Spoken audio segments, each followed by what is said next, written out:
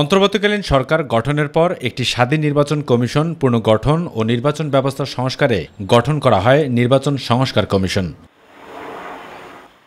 আর সেই লক্ষ্যে একটি ওয়েব পোর্টালও খোলা হয়েছে, যাতে করে ভোটাররা তাদের মতামত জানাতে পারে বলে মাইটিভিকে দেয়া একান্ত সাক্ষাৎকারে জানিয়েছেন নির্বাচন সংস্কার কমিশনের সদস্য মীর নাদিয়া নিভিন। খুব ইন্টারেস্টিং ঘটনা এটা যে আমরা যে এত রেসপন্স পাচ্ছি এবং এত ভালো রেসপন্স পাচ্ছি ইন দ্য সেন্স দ্যাট যে টাইপ অফ ইনপুট আমরা পাবলিকের কাছ থেকে পাচ্ছি, মানুষজন রিয়েলি জেনে বুঝে রিসার্চ করে আমাদেরকে দিচ্ছে এবং আমরাও we are very happy to say that আমরা প্রতিটা কমেন্ট এবং কমেন্ট তো না, মানে অ্যাকচুয়ালি লিখিত তারা তাদের ওপিনিয়ন দিচ্ছে এবং এক একটা বিভিন্ন বিষয়, এবং এগুলো প্রতিটা আমরা খুব ডিটেলসে পড়ছি।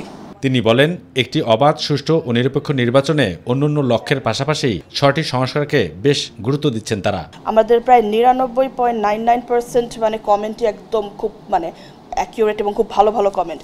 তো সেটা বিশেষ 6টা টপিকে আমরা সবচেয়ে বেশি সাড়া পাচ্ছি। প্রথমটা হচ্ছে আপনার নির্বাচনী ব্যবস্থাপনা, যেমন সংখ্যা অনুপাতিক ওইটা সে ব্যাপারগুলো। দ্বিতীয়টা হচ্ছে আপনার সংবিধান এবং নির্বাচনী আইন বিষয়ক সংশোধন, সেগুলো। তারপরে 3 নম্বরে আছে হচ্ছে প্রার্থী যোগ্যতা। অনেক রকম আমরা ইনফরমেশন এবং রিকোয়েস্ট পাচ্ছি। 4 নম্বরে হচ্ছে নির্বাচন কমিশনের স্বাধীনতা। 5 নম্বরে হচ্ছে ভোট কেন্দ্রের ব্যবস্থাপনা এবং ভোটদানের স্বচ্ছতা, এবং শেষ 6 নম্বরে আছে হচ্ছে আপনার সরকার এবং আইন শৃঙ্খলা বাহিনীর ভূমিকা কি নির্বাচনের দিন এবং নির্বাচন follow up to the election. এই 6টা ব্যাপারে আমরা অনেক কমেন্টস পাচ্ছি।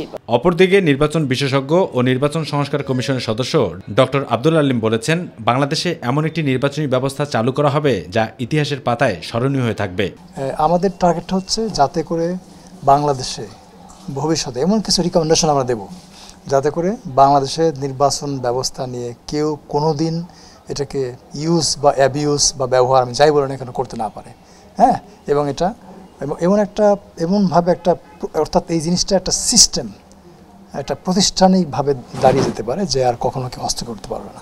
তবে দ্বিকক্ষ বিশিষ্ট পার্লামেন্ট ও সংখ্যানুপাতিক নির্বাচন ব্যবস্থা নিয়েও কথা বলেন ডক্টর আব্দুল আলিম। ঐক্যমত ছাড়া কোনো কাজ করতে গেলে সেটা নিয়ে প্রশ্ন উঠবেই।